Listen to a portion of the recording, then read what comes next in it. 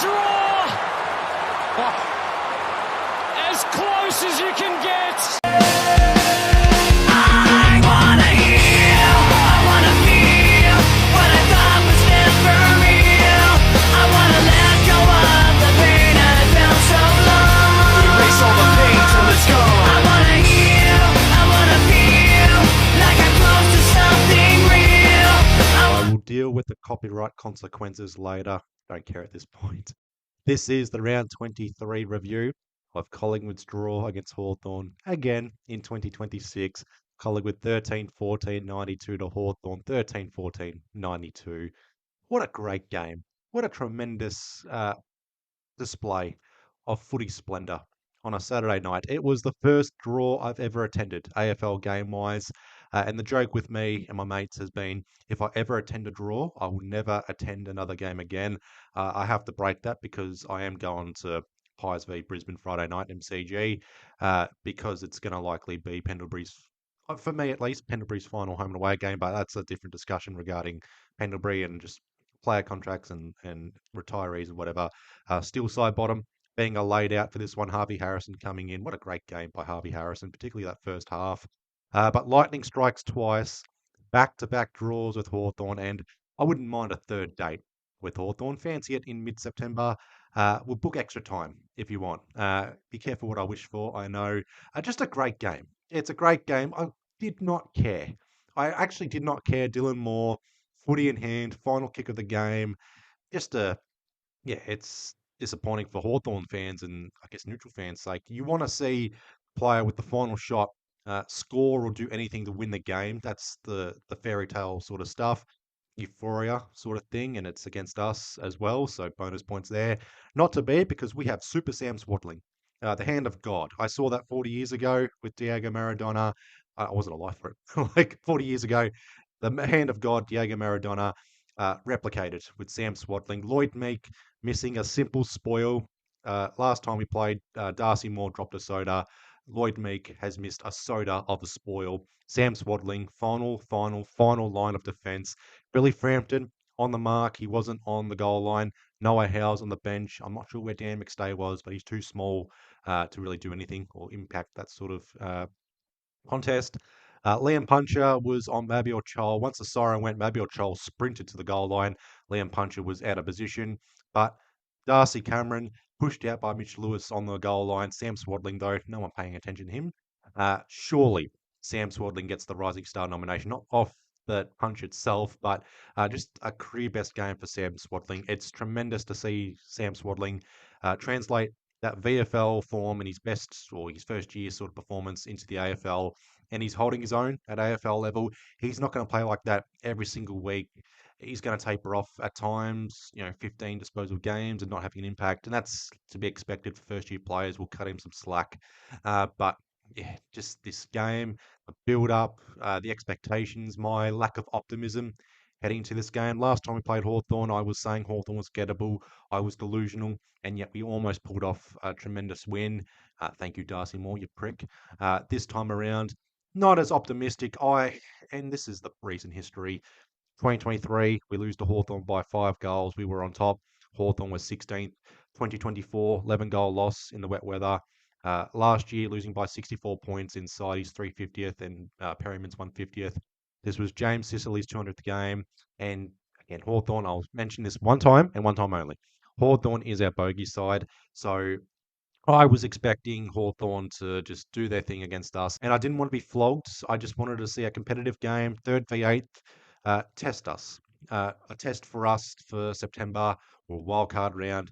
We're not going to sneak into top 6. We are still a mathematical chance, 99% chance of being wildcard, 1% chance of sneaking to the top 6. We have to beat Brisbane, and then we need Richmond to dominate against Geelong. That's not happening at Cardinia Park. Or we need GWS to dominate against Adelaide. Maybe that sort of performance could happen, but we need percentages to go our way. Now, we're actually in a percentage battle now, but it's too little too late. We are going to be 8th or 9th. We can't go lower than 9th at this point. The Bulldogs take on Carlton. If the Bulldogs win, we know we take on the Bulldogs in wildcard round. But if Carlton win, Carlton is pretty much, I'd say 90% guaranteed to be finishing 9th and taking on us in wildcard round. Oh boy, Bracing for impact, I think we are heading straight towards a Carlton wildcard game. And it just, oh man, am I looking forward to it? Probably not. The Dogs would be interesting if they can get, I guess, an upset win. But that's for a fortnight's time or less than 2 weeks away. I'll talk about the game now. Uh, yeah, heading into this game, depleted back line, two changes technically. Side bottom being a laid out for Harvey Harrison coming in, and Harvey Harrison having a good first half. You can't really drop him off that sort of performance, but uh, even first quarter, I give the points to Collingwood for the first quarter, I reckon. Holding their own. We expected a Hawthorn comeback and response in the first 5 minutes showed it. Their pace, not their pressure, because the tackling wasn't there for the entire game, but their run and dash sort of game, I won't say run and gun, but taking the game on, using the corridor, switching when they need to, that long kick heading to the forward half, exposing our back line, playing that zone defense sort of game, and it hurt us in that third quarter, start of the second half. But an even ledger first quarter, but I give the points to Collingwood. The second quarter, that's all Collingwood. 5 unanswered goals, leading by 22 points at half time, and we could have kicked on late second quarter. Rowan Steele, a couple of opportunities. Bo McCreary had an easier opportunity late, last 5 minutes of that second quarter, but everything just clicked in that second quarter. The youngsters stepping up, Sam Swaddling, cross half back, Will Hayes' presence as a small forward, Charlie West having the biggest impact of any of the key forwards we had compared to McStay and Membry in the first half.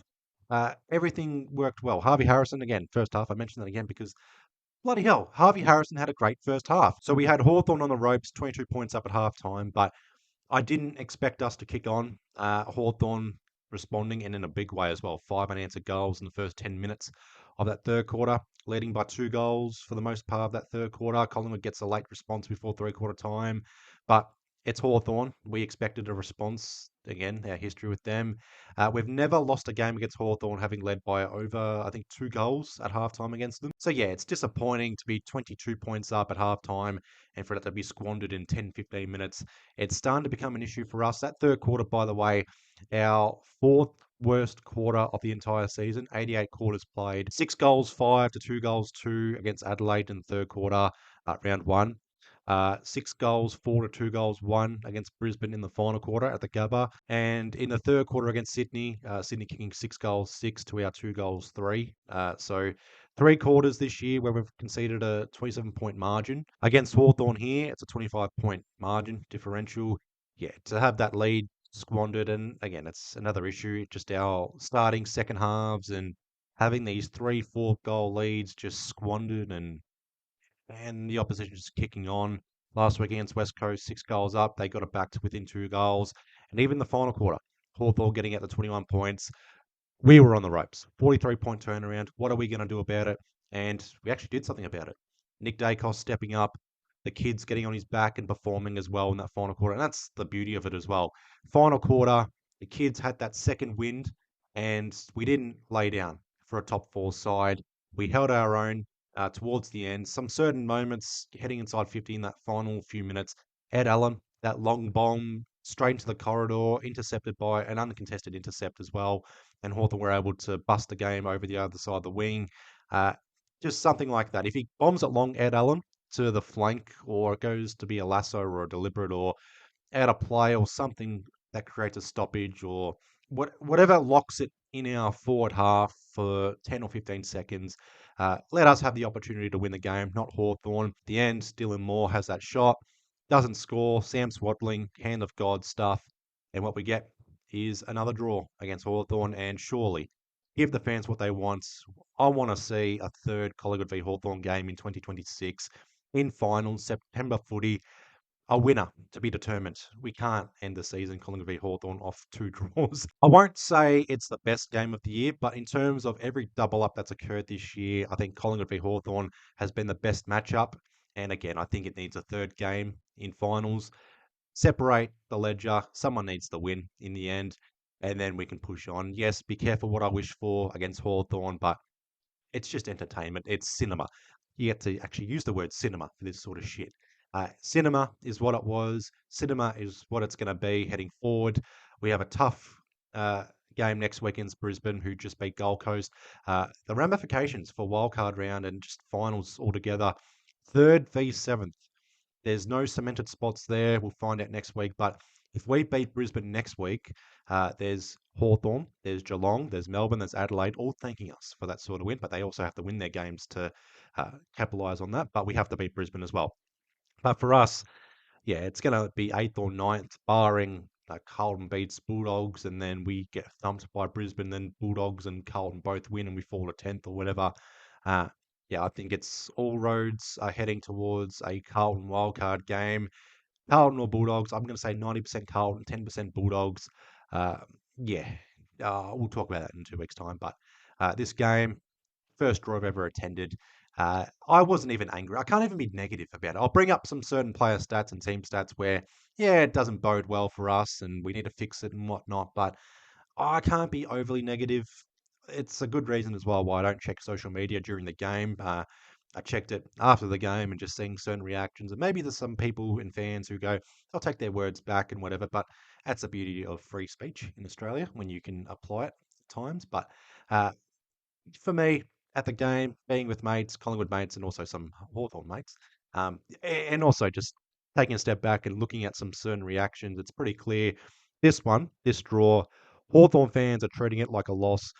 Pies are treating this like a win. Last time we had the draw, it felt like a loss, and that's a sentiment.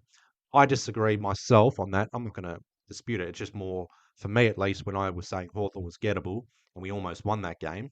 In terms of the win that got away, yeah, that's why it felt like a loss. But this one, yeah, I won't say we deserved the win, but it would have sucked to have lost in a matter like that. The only player I could say, if they had that shot and they kicked the point to win the game for Hawthorn and it would have pissed me off, it would have been Jack Ginnivan.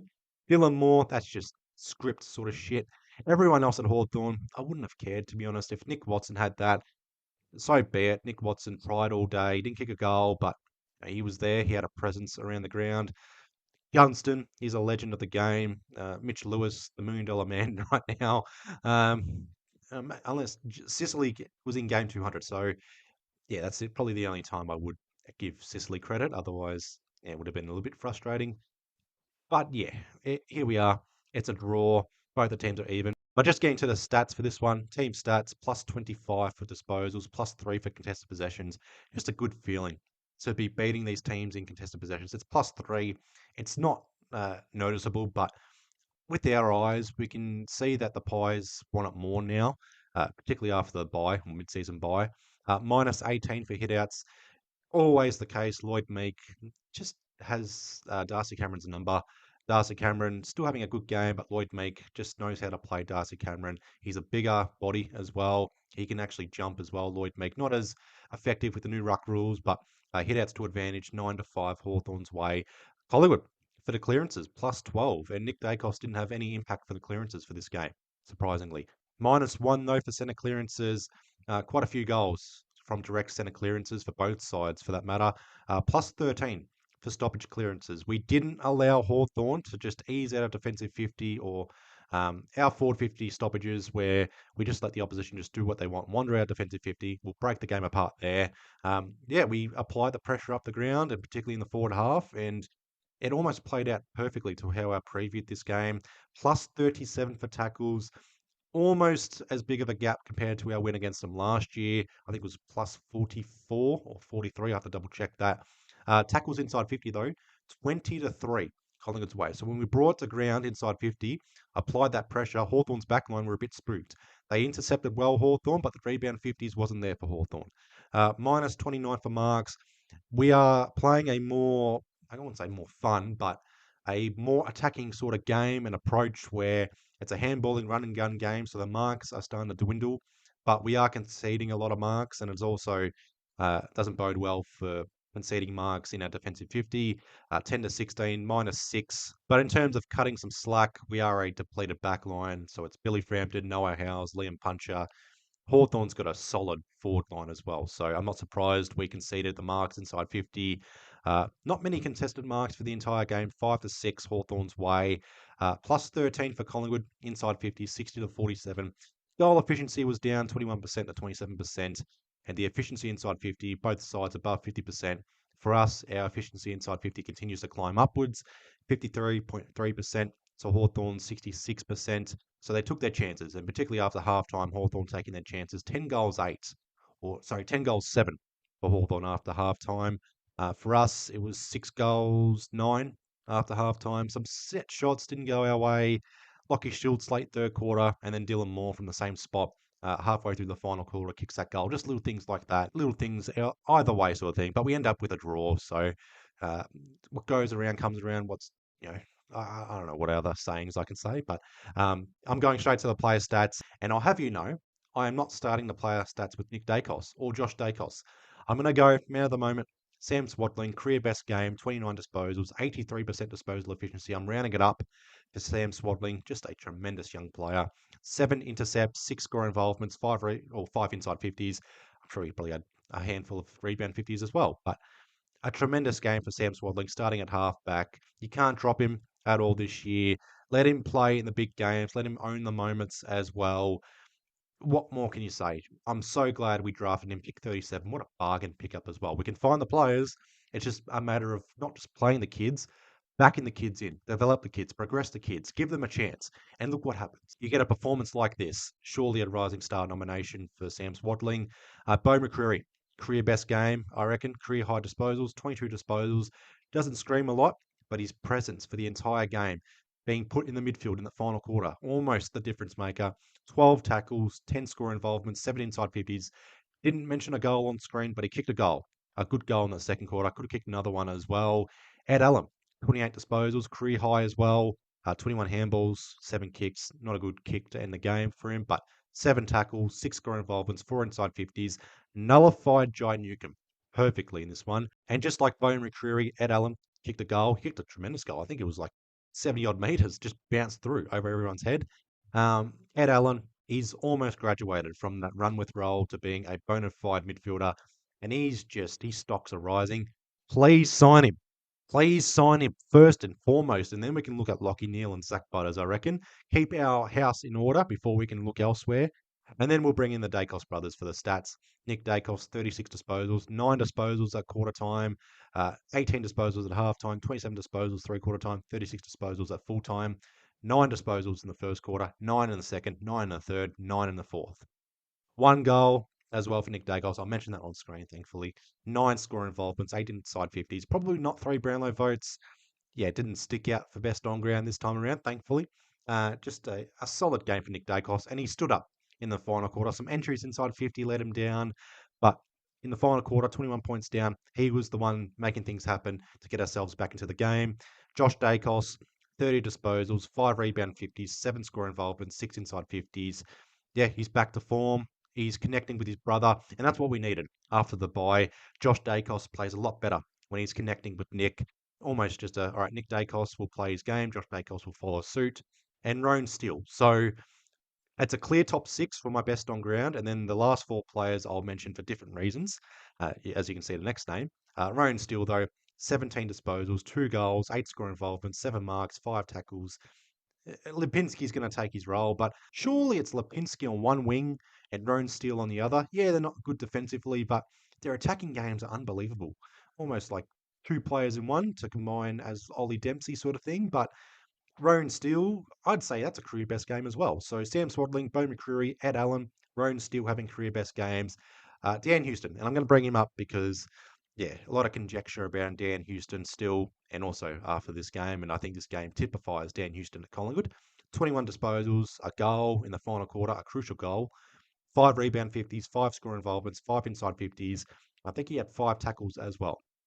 And I'm going to give Dan Houston a 5 out of 10 for this performance, though. So it sounds harsh, a slight thumbs down, but Dan Houston, every single time, has a good, solid, good, sometimes great first half, gets you 10, 15 disposals in that range up until half time. Whatever happens after half time, there's tapering off and there's a cliff. And then there's whatever Dan Houston does after half time. Because that third quarter for Dan Houston just looked out of place, out of sorts, and it's not the first time it's happened this year. And there was a handful of goals there. I'm not going to say every single goal was Dan Houston's fault, but I'd say about 3 or 4 goals where Dan Houston looked like a headless chook as a defender. Pragmatically, as a defender, he's just not playing that role efficiently. But in terms of that 7th defender, floating or floater or quarterback sort of role. It's what we need him for. And I did say this on the Pies Footy live stream. Thank you, Ben, for hosting it.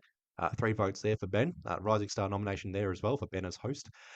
Dan Houston, though, uh, he's not a liability for me, but he has these performances in patches where he looks good at times and then it's 1 step forward, 2 steps back, or 2 steps forward, 1 step back. But Dan Houston is the sort of player, if we somehow make a grand final with Dan Houston in our side, he's the sort of player that would win a Norm Smith medal. He'll have like 30 plus disposals, 20 plus kicks, finds a target 50, 60 meters up the ground, and then wins a Norm Smith medal off that. It's just like, what the fuck? Stop teasing us like that. Dan Houston, in terms, and I'm gonna say something that I wouldn't say it's a defense of Dan Houston, but like maybe this is why I negate the negativity for Dan Houston, right? You see Sam Swadling have 29 disposals, cross half back. You're basically what we're wishing for Dan Houston every single time. A Sam Swadling sort of performance, Josh Dacos sort of performance. It's, yes, we've paid overs for Dan Houston. He's not delivering as what we expected. Yes, I will criticize Dan Houston on that front. He's not playing towards his market value or playing his wage or his salary at the moment. He looks out of sorts at times, but he have one good moment and then followed by 2 bad moments, or one good moment, one bad moment, and just whatever. But we are not devoid of any defensive sort of reinforcements when we've got Swadling down there, Josh Dacos rebounding well, and our back line is solid for the most part. So, in a sense, we don't really need a Dan Houston, to be honest, but he's that seventh defender, the floating sort of player. Yes, we're paid overs, I know, but in terms of pragmatic sort of view, yes, he's not delivering, but we're not like we're not devoid of any sort of like rebounding or intercepting sort of game. Like if we were devoid of it all, then yeah, Dan Houston, I'd be calling him out pillar and post and yeah, calling for his head, but I'm not calling for his head. I think there's still something there for Dan Houston, and I know I should probably make a separate video on this because yeah, I'm just I'm I don't know what I'm preaching to. I'm not preaching to the choir or whatever, but like um screaming to the void, maybe that's probably a better term for it. I can't even speak right now, but I'm not as critical on Dan Houston. I'm not a fanboy of Dan Houston, but he's there. All right. I'm not looking at him as a liability or, he's going to do a heel turn and play for the opposition while he's playing for us or whatever. But he's there. He still has a part in Collingwood's side. He can still provide some value for us. Yes, yeah, his contract and whatever, yeah, it's not performing as expected. But Dan McStay was like that for the first 3 seasons. Look what he's doing now. Lockie Schultz turned it around. There's hope for me. So yeah, that's my view on it. But I think in waffling and saying all that, I think it'd be better for me to make a separate video on Dan Houston, maybe this week or next week, but that's a watch this space. And I bring up a few kids, a few youngsters. Charlie West, 2 goals, 8 disposals, 6 score involvements, 2 inside 50s. Stats wise, it's not there, but his presence in the first half better than McStay and Membry up until 3/4 time, in my view. And then Dan McStay had a tremendous final quarter, but thank goodness we didn't drop Charlie West. Uh, a good response, and he won't be dropped for the most part this year. Yeah, he'll have a game or two where he's not going to have an impact. That's expected for a kid. Cut him some slack. Will Hayes, another player who doesn't light up the stat sheet, but his presence. His pressure's not there in terms of tackling, but 2 goals, both on the left foot in that second half, 6 disposals, 2 score involvements, 2 inside 50s. How do you drop someone like that? And yeah, we dropped Harvey Harrison over Will Hayes. They prioritised pace up forward, and yeah, it almost exposed Hawthorn, or it kind of did expose them, but like we almost got the win off the back of our pace inside 50. We almost made them pay on that. And Harvey Harrison are laid in 16 disposals, 6 tackles, 4 score involvements, 5 inside 50s, playing that wing or half forward role, not kicking goals, but he's actually got a bit of pace. He's not as fast compared to previous seasons. That's what an ACL does for you, but comes in and he has an impact. How do you drop him off that sort of performance? We're going to see with Maynard, Lipinski, Perryman if they're going to be available or just hold off until wildcard round. But yeah, these kids are showing something. In fact, if anything, in terms of negativity and players who didn't deliver, it was the Pendleburys, it was Crisp, it was Quain. Quain was banged up. I thought he was at 80% at best. I think there might be a groin issue there. Darcy Cameron against Lloyd Meek wasn't there. Tim Membry couldn't fire a shot. Dan McStay up until 3/4 time didn't do much. So it was the players who had 200 plus games or 150 plus games who didn't fire much in this game. Jordan Ngoe, 23 disposals. I have no idea why the match report on the AFL website has him in the best on ground. Didn't have much of an impact. He looks banged up as well. It was the players 150 games or less who were able to deliver for us in this one. And thank goodness there's a future there. We are walking a list management strategy tightrope, but we're going to figure it out in the off season and beyond. But that's all for this review. Waffling on towards the end, but a tremendous game of footy. My first ever draw. I keep saying that, but leave your comments down below. Your thoughts on this game. What excited you the most? What disappointed you the most? Positivity, negativity, even your thoughts on Dan Houston. I know you're going to disagree with me. That's perfectly fine. That's why you're here on this channel. Leave your comments down below. I look to respond or love heart everyone's reaction or comments or whatever. And maybe, again, I'll do a video on Dan Houston. Just look at the stats and just some vision. And leave your comments down below. Share the video around. Subscribe if you're not already. Like it. Do whatever you want. Just do whatever you want on your Sunday. Relax. It's a positive feeling despite a draw, but I'll leave you guys all to it. I hope you guys are having a good weekend so far, and I hope you guys have a good weekend to end it all. Please be well, please be safe, and I'll see you guys Monday night or Tuesday night with a video, or a video too in the next 48 hours. Round 24 preview will be uploaded Wednesday night. Team selections final word for round 24 uploaded Thursday night. The round 24 reaction Friday night, and then the round 24 review Saturday. But I'll say it again. Please be well, please be safe, and I'll see you guys in the next one. Up the pies.